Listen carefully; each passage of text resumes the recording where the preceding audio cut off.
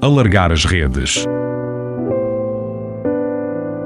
Padre Manuel Mendes convida-o à procura da mensagem de esperança e os valores da Igreja Católica para os desafios de hoje.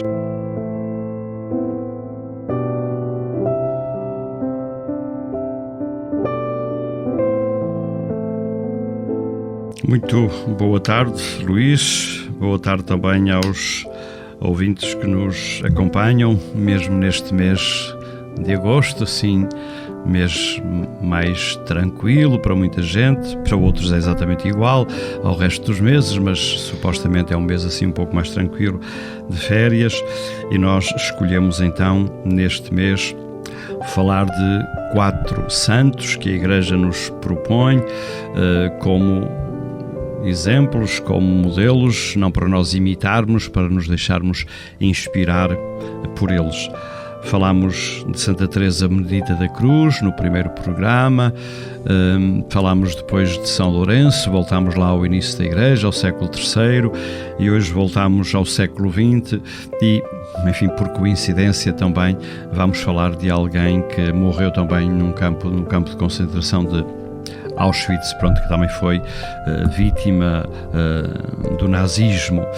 Estamos a falar de São Maximiliano Kolbe, que muito provavelmente não dirá praticamente nada, imagino eu, a muitos dos nossos ouvintes, a muitos cristãos até, digamos assim, e que, no entanto, é uma vida muito interessante, muito marcada também por algumas circunstâncias, desde logo por ser polaco.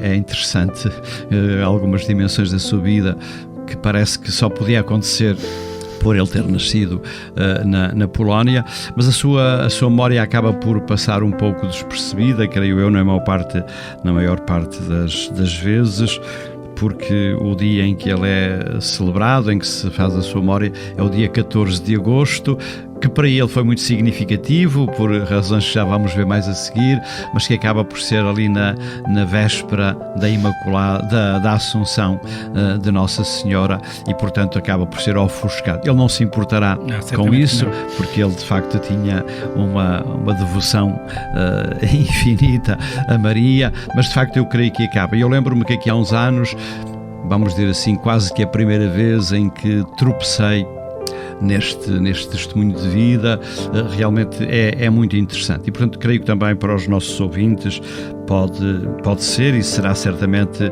bom ouvir alguns aspectos desta vida de São Maximiliano Kolbe, que o Papa João Paulo II até definiu como o primeiro mártir da caridade.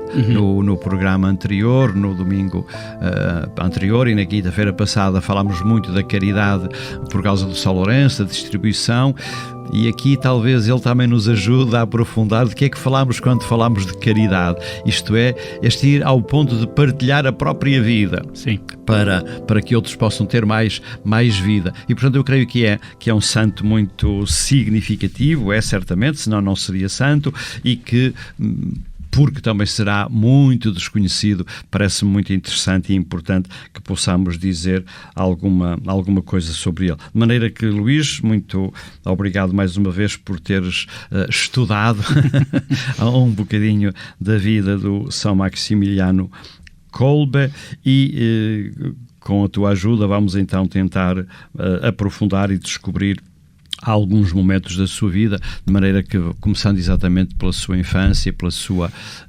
vocação na sua Polónia natal. Sim. Muito boa tarde a todos, boa tarde, Padre Mendes. É mais uma vez com muito gosto que estou aqui para nos, ajudar os nossos ouvintes, como dizia o Padre Mendes, a pelo menos quando ouvirem certos nomes, e sendo nomes da tradição da Igreja e da história, também da nossa espiritualidade, pois que ao menos não se sintam completamente perdidos e que,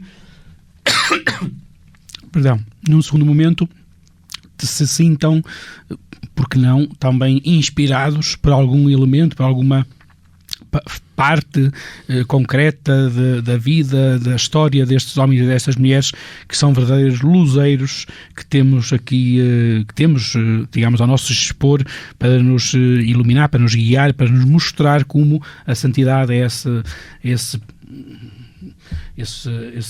multiplicidade, ela mostra-se de tantas maneiras que nos deixa sempre a dúvida e ao mesmo tempo uma certeza. E eu também serei capaz de ser santo? Pois claro que sim.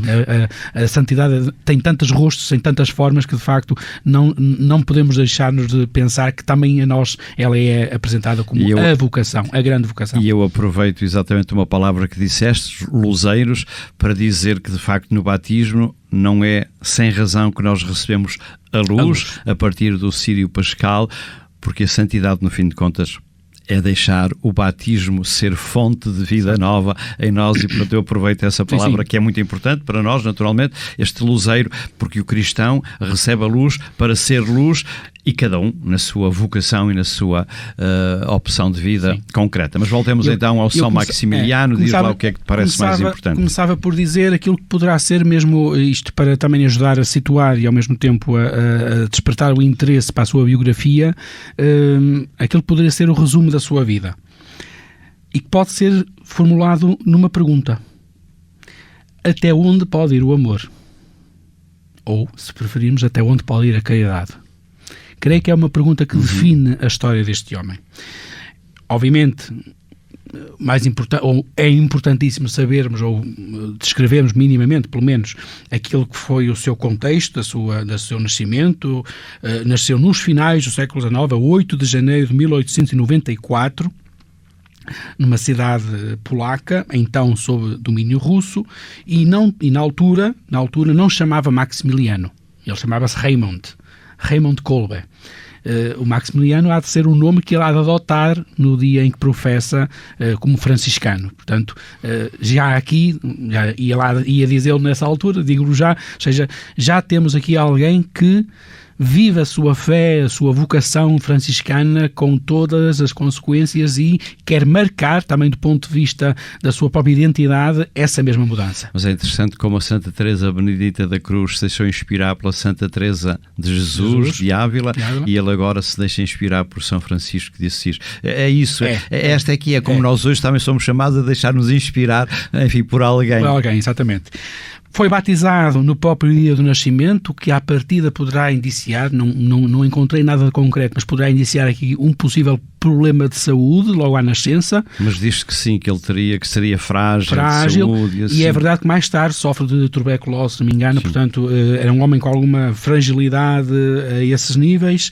Cresceu numa família profundamente cristã, desde muito jovem que demonstrou ser dotado de uma grande inteligência e, ao mesmo tempo, de um grande gosto pela oração e, em especial, uma devoção por Nossa Senhora, pela Virgem Maria.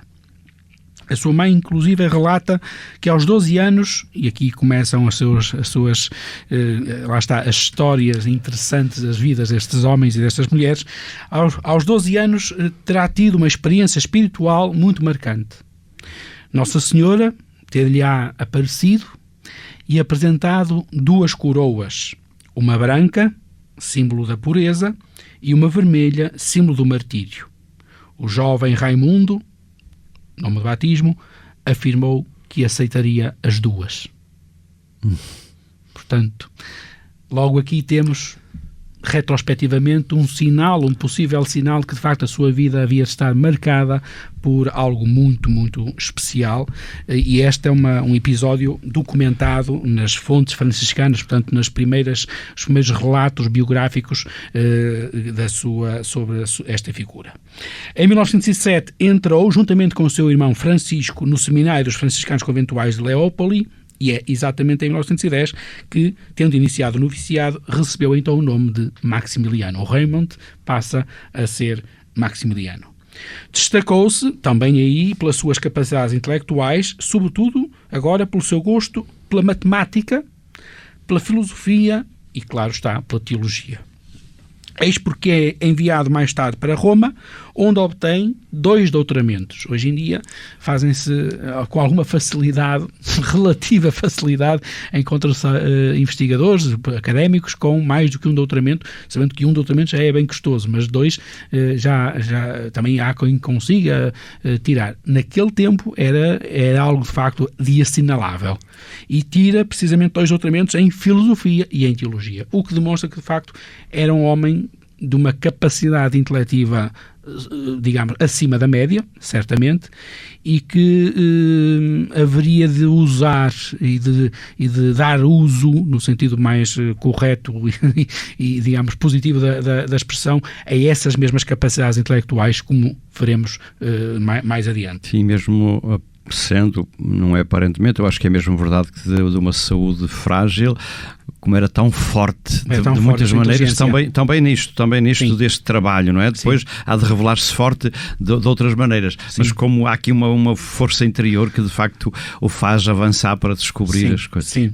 Durante vários anos de formação em Roma, amadureceu esse grande ideal apostólico, por um lado, portanto, de serviço à Igreja, e também o seu ideal mariano, aquilo que era uma devoção de criança, de juventude, começa a ganhar uma consistência que deveria de se concretizar em algo, em iniciativas muito concretas. E grandes. E grandes, exatamente.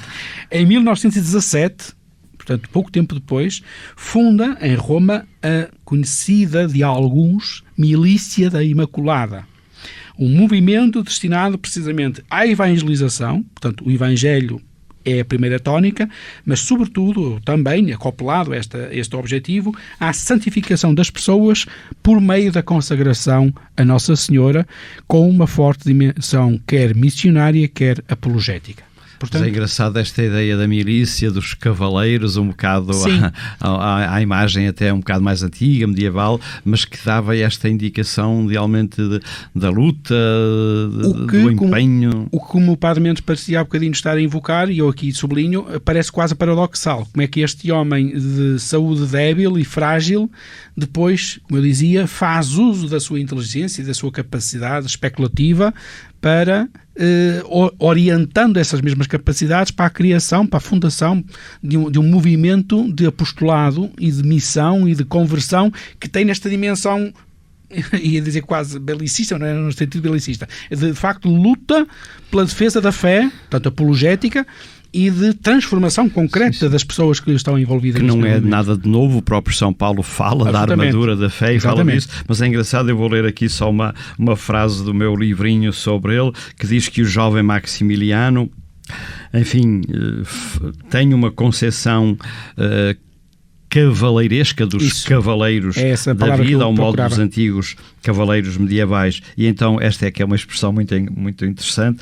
Se o Dom Quixote lutava pela sua Dulcinea, ele falo-ia pela sua senhora, que não era outra senão a Virgem Maria. Acho interessante. Sim. São modos de ver, claro que hoje para nós pode nos parecer um pouco estranho, mas não é assim tão estranho, porque ainda temos também algumas dimensões, uns gostaram mais, outros gostaram menos, mas é sobretudo isto de eu dizer, eu tenho que lutar por alguma coisa, esta luta que é preciso fazer. Isso por um lado, também temos que ver depois o próprio contexto. Sim, claro. O próprio contexto, quer dizer, a fé naquele período em concreto era, de facto, campo, vou dizer assim, os nossos ouvintes entenderem-me-ão, era um verdadeiro campo minado, era um campo de batalha. Estavam ali, digamos, várias fações, várias visões da história, várias visões do mundo em confronto, a emergência depois que haveriam de ser o socialismo ateus, o marxismo, portanto, sim, claro. ali de facto... E sem esquecer que estamos de facto na Polónia. O Papa João Paulo II há de ser profundamente mariano, com o totus tuus e por Maria a Cristo, e portanto não é indiferente o lugar onde se nasce e aquilo que nos envolve, não é? De todo.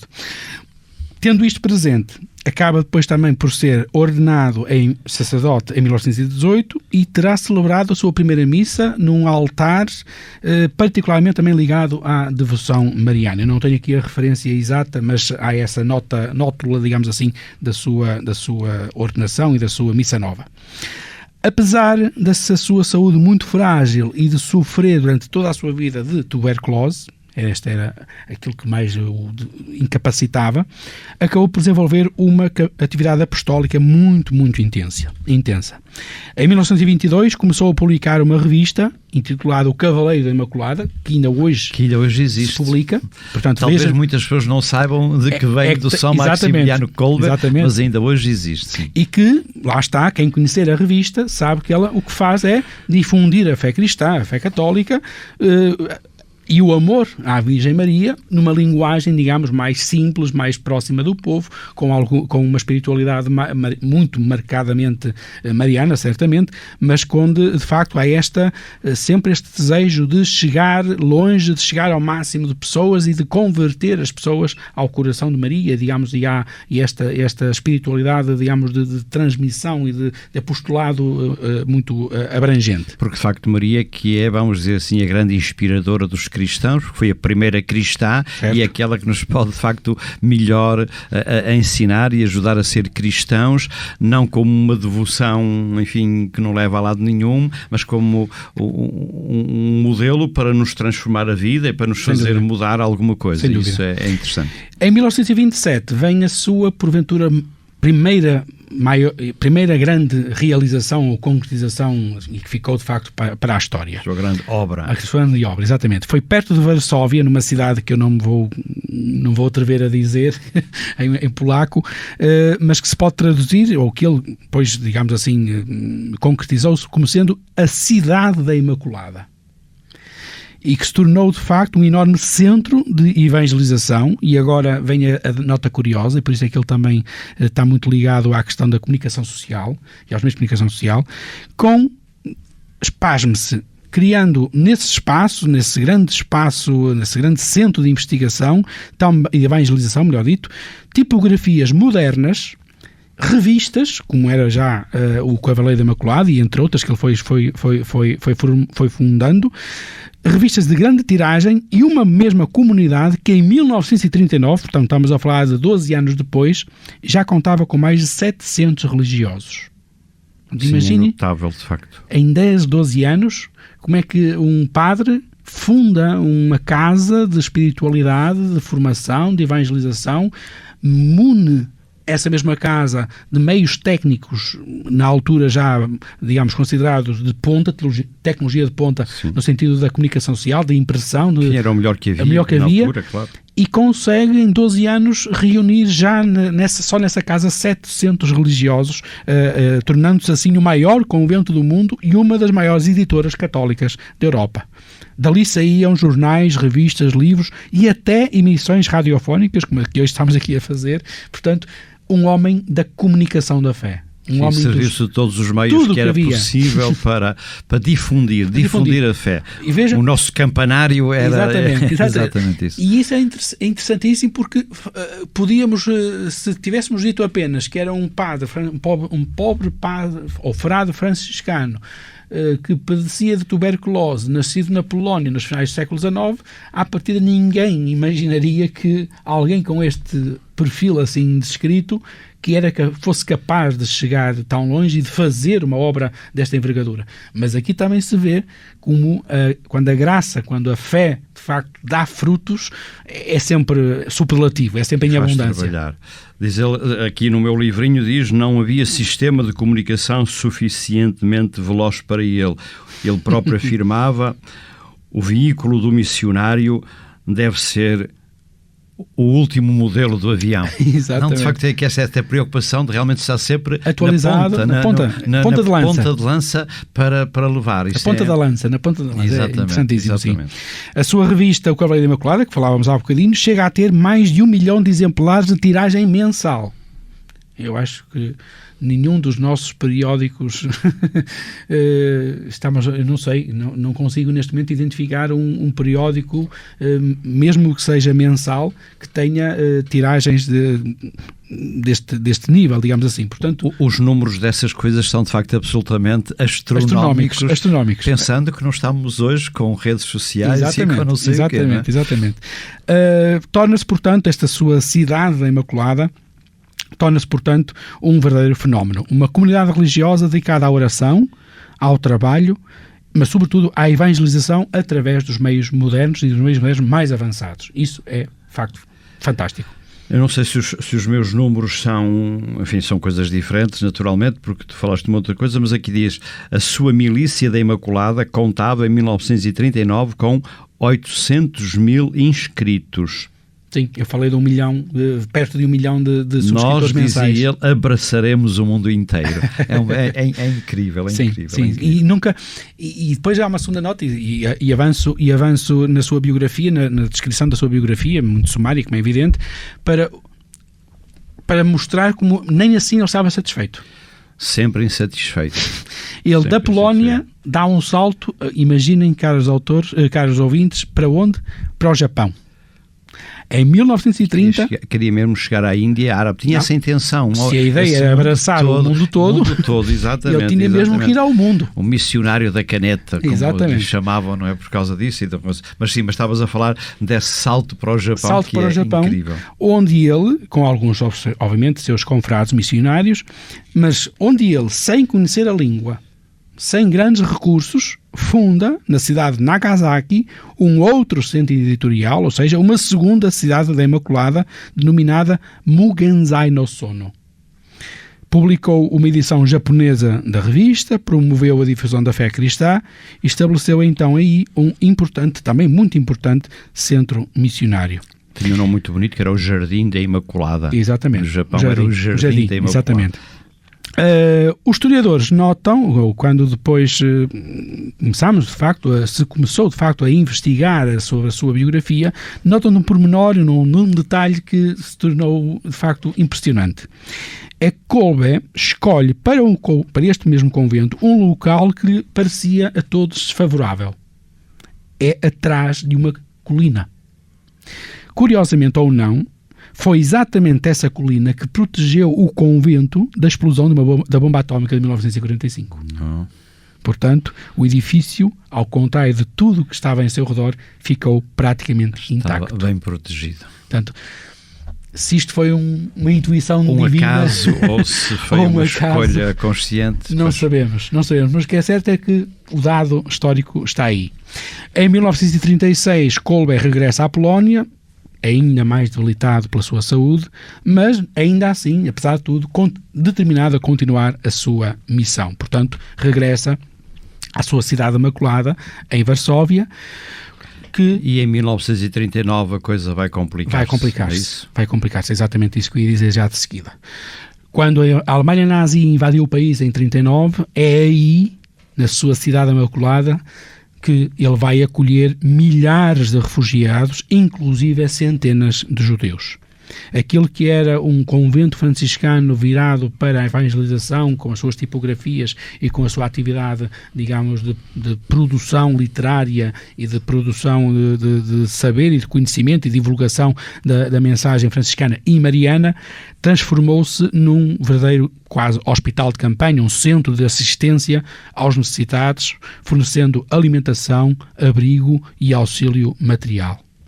Acabou preso pelos alemães em fevereiro de 1941 e encarcerado na prisão de Pawiak, em Varsóvia.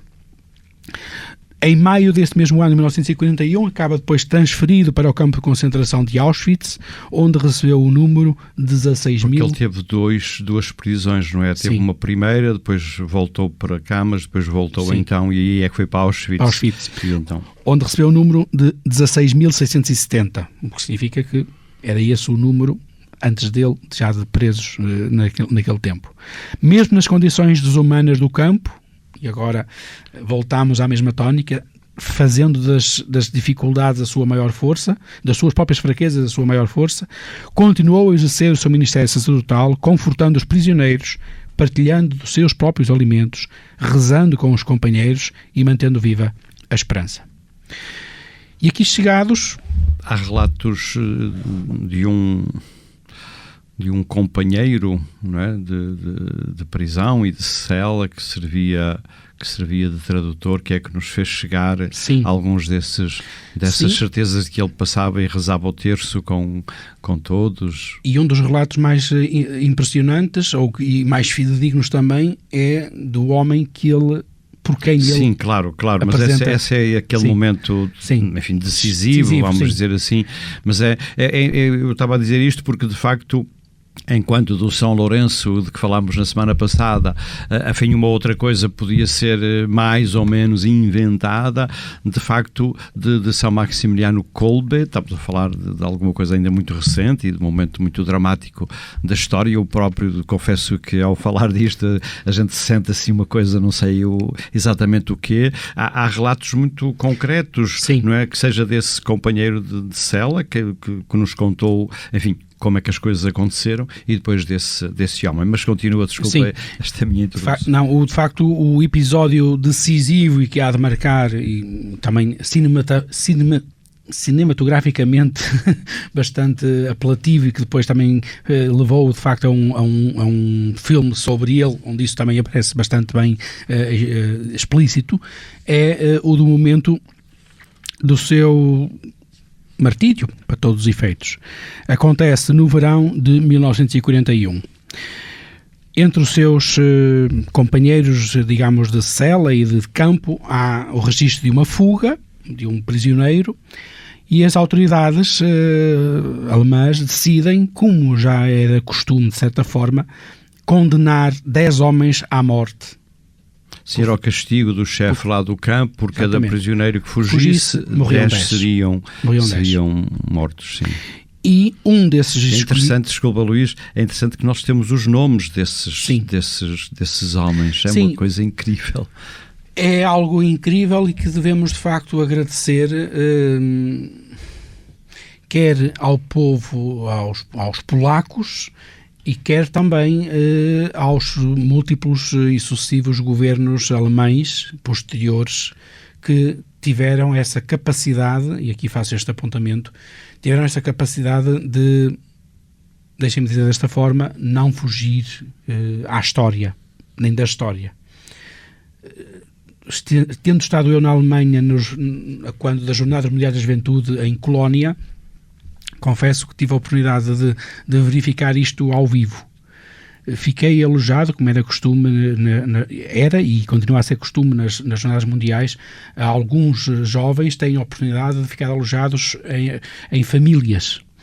E fiquei alojado numa casa de uma senhora que era alemã de nascença, mas também judia de nascença. E a forma como ela relatava, e que tinha atravessado a Segunda Guerra Mundial, e a forma como ela relatava aquele período era... Não sei como descrever, confesso, não sei como descrever, porque, sobretudo, vim-me embora com a noção de que tinha conhecido alguém que, por um lado, sentia uma vergonha alheia, por um lado, por causa do seu lado alemão, daquilo que tinham feito, mas ao mesmo tempo de alguém que também tinha encontrado a paz interior para assumir essa história como sua, e porque a reconhece como sua, não quer de maneira nenhuma, ou fazia tudo para evitar que ela se repetisse. E isto era muito interessante. E cheguei inclusive a estar também num grupo de reflexão, uma atividade dessas mesmas jornadas, em que tínhamos nos grupos de reflexão jovens polacos e jovens alemães, e em que um jovem alemão se levanta e, pedindo a palavra, pediu a palavra para pedir desculpa. Não em nome próprio, como é evidente, mas disse-o. Isso foi um momento arrepiante. Ele pediu desculpa aos polacos presentes no grupo, porque muito provavelmente algum dos seus antepassados, ele disse mesmo, o meu avô, muito provavelmente terá assassinado um dos vossos familiares também passados. E a resposta que ele obteve de um jovem polaco não podia ter sido melhor. Esse jovem polaco levanta-se, sem dizer absolutamente nada, a chorar, abraçam-se e dizem: a culpa morre com quem comete o pecado. A culpa não é tua. Sim, claro. A culpa não é tua. Estamos aqui. E isto é graças a este sentimento e a esta consciência histórica profunda que, de facto, foi feito um esforço de recolher o máximo de informação. Hoje vamos para essa Europa fora e por todos esses campos de concentração, que ainda são vários. Estou-me a lembrar do Dachau, que é outro também visitável e que tem uma particularidade, que era onde eram enviados os padres católicos e não só, mas onde de facto a documentação recolhida, os testemunhos recolhidos são de facto imensos. Ainda temos alguns sobreviventes, como sabem, sempre quase todos os anos no aniversário do Holocausto, do encerramento do Holocausto, do encerramento do campo de concentração de Auschwitz, há sempre umas cerimónias onde ainda aparecem alguns sobreviventes de Auschwitz e de facto fez-se esse esforço de recolher essa documentação, essa informação. E por isso é que destes mártires do século XX ligados ou relacionados com o Holocausto nazi, felizmente conseguimos recuperar, não sei se tudo, mas uma boa grande parte das suas biografias, o que de facto nos deve também fazer pensar e ajuda-nos de facto a perceber. E nos tempos em que vivemos, de facto, é preciso que estas figuras e estas atitudes, como esta que relatavas, não do padre Kolbe, mas desses dois, que realmente nos mudem o coração. O padre Kolbe, o Maximiliano Kolbe, lá quando estava já no barracão, já lá chegámos, uma das frases que está registada é: o ódio não é uma força criativa, só o amor é uma força criativa. Claro. E de facto, isto é que nos pode mudar e nos fazer olhar para a história para não repetir. Claro. Enfim, os mesmos erros, e nestes tempos que vivemos, e por isso é que eu creio que falar de Maximiliano Kolbe é muito importante e deve ser muito interpelador, muito interpelador. Sem dúvida. Mas eu não sei se tu ias fazer isso, mas vou-te pedir-te autorização para eu ler. Tenho aqui, digamos, o pequeno diálogo e tu depois tirarás as conclusões e continuarás. Pronto, tinha fugido esse tal colega lá do Barracão 11, onde ele estava. Lá veio o tal chefe, a quem chamavam o cabeça de cão, tem um nome, Lagerführer Fritz, e lá escolhe os 10 que eram para ir. O Maximiliano Kolbe não tinha sido escolhido, e quando estavam lá, enfim, na fila, digamos assim, um deles chorava desconsolado a dizer: a minha pobre mulher, os meus pobres filhos. Foi então que Maximiliano Kolbe saiu da fila e pediu para falar com o comandante. Os soldados perguntaram-lhe: o que é que queres, porco polaco? As nossas linguagens às vezes são tremendas, não é? Sim. Ao que ele, com plena serenidade, respondeu: quero substituir um dos condenados.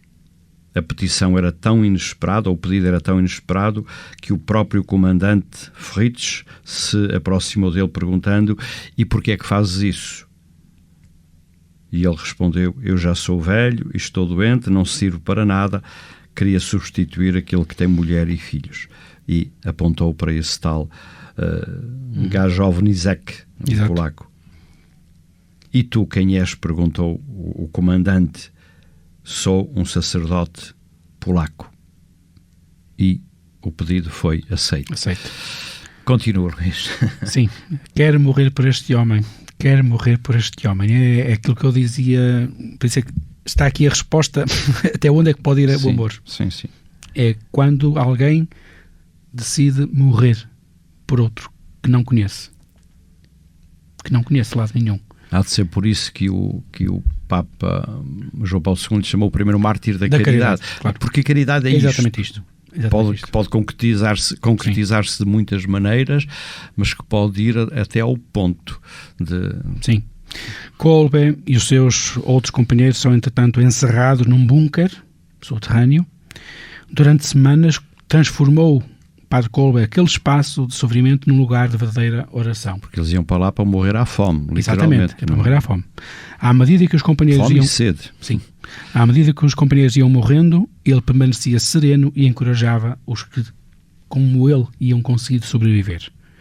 Ele acaba por ser o último a morrer, a 14 de agosto de 1941, por uma injeção de ácido fénico.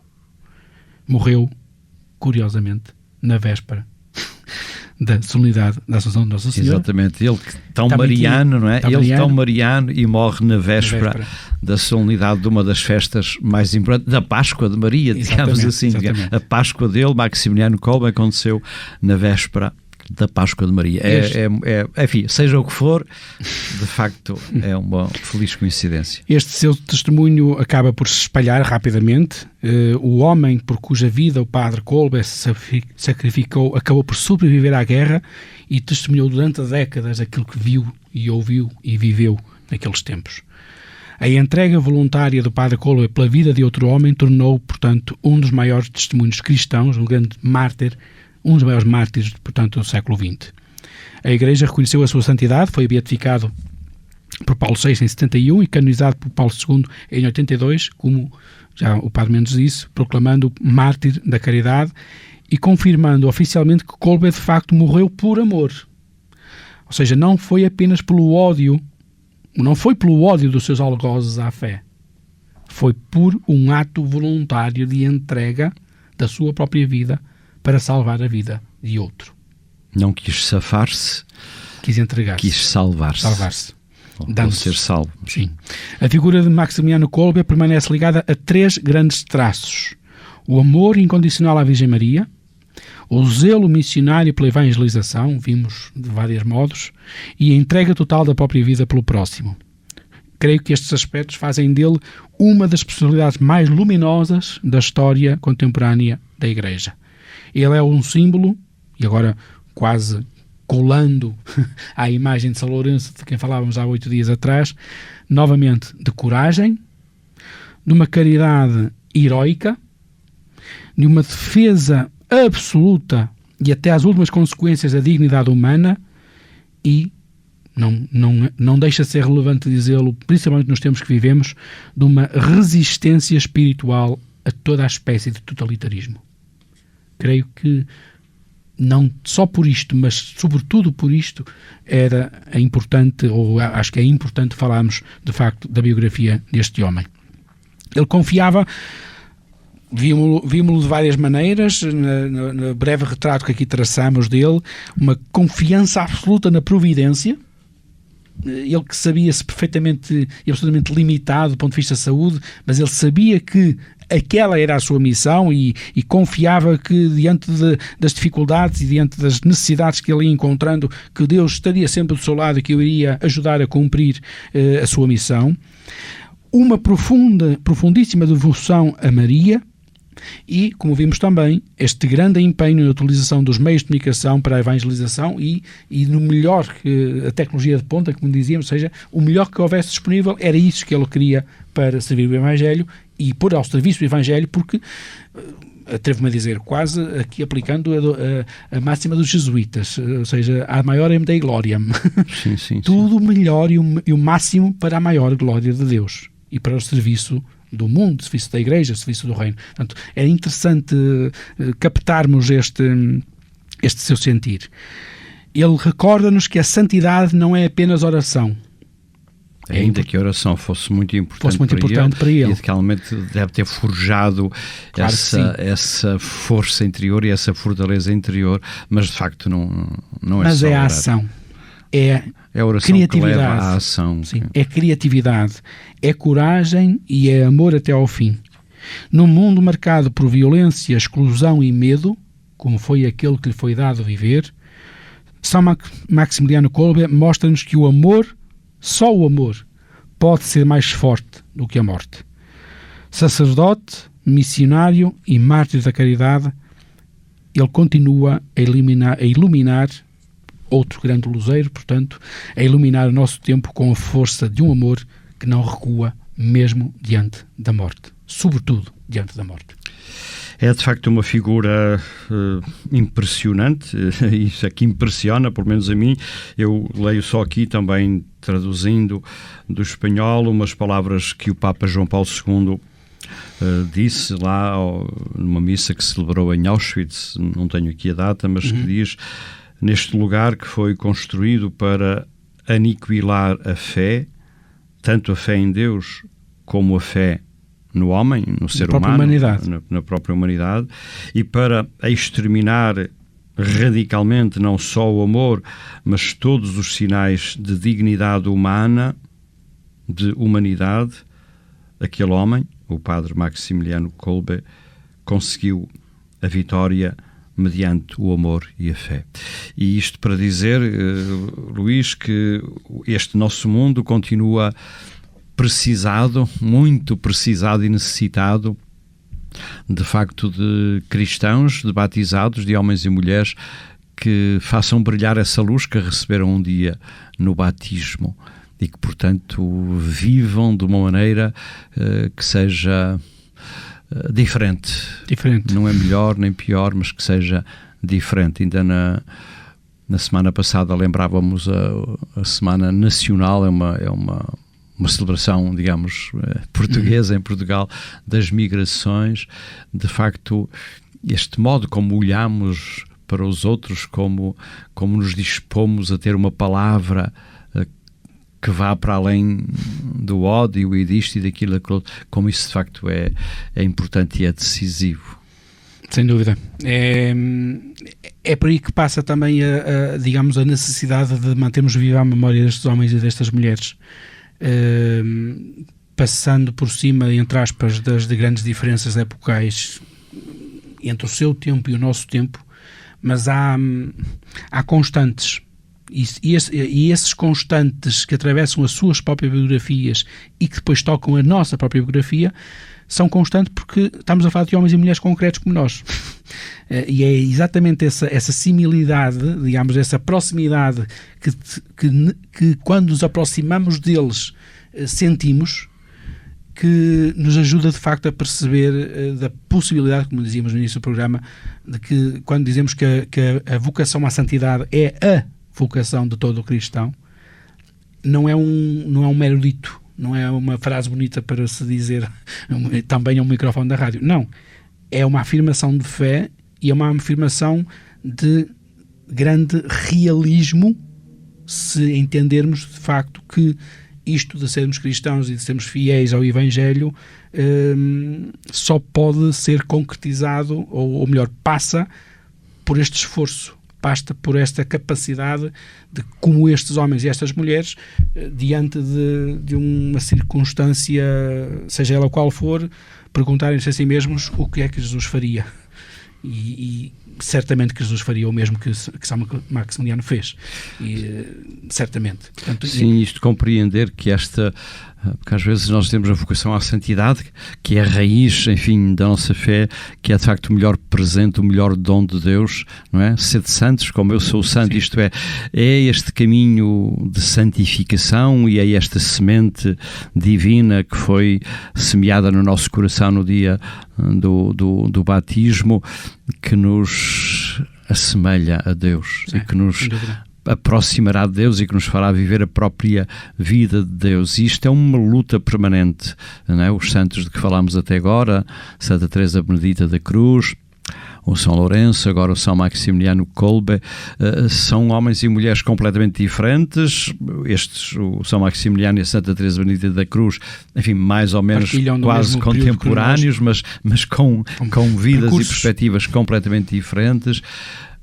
Mas homens e mulheres que se deixaram habitar por essa graça de Deus que foi capaz de os transformar. E eu creio que é de facto muito importante que nós nos habituássemos, ou seria importante que nos habituássemos a frequentar, eu gosto desta palavra, a frequentar estas vidas dos santos, não para os imitar no sentido de repetir as vidas deles, que isso, cada um teve a sua vida e cada tempo foi o seu tempo, mas essas constantes de que falavas, e a primeira é a presença da graça de Deus em nós, é o Cristo que nos chama e que deu a vida por nós e que nos habita o coração.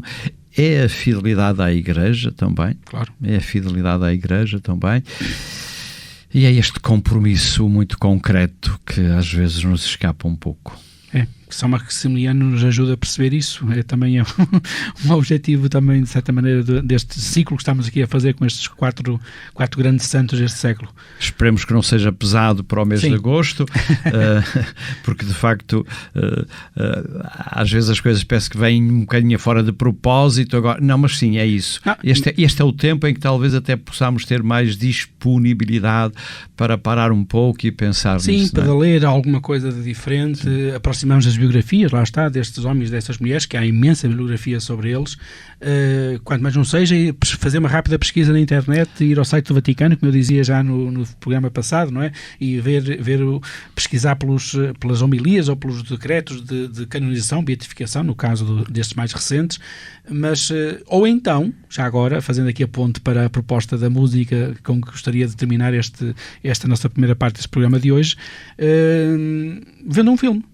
Vendo um bom filme sobre, também há os há, e eu trouxe precisamente como música para finalizar esta primeira parte o tema do filme homónimo O Triunfo do Coração.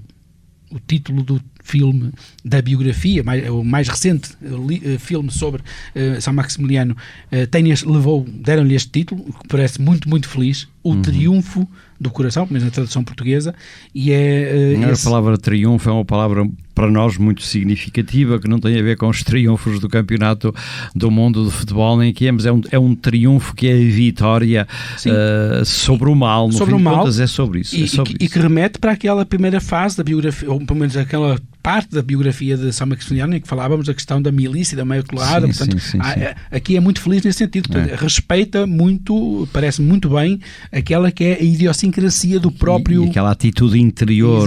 Exatamente. Portanto, parece-me estar muito bem visto, e do coração, portanto, é no coração, de acordo com as anatomias da espiritualidade, é lá que está o amor. E com a própria Bíblia, não é? Com a própria Bíblia também.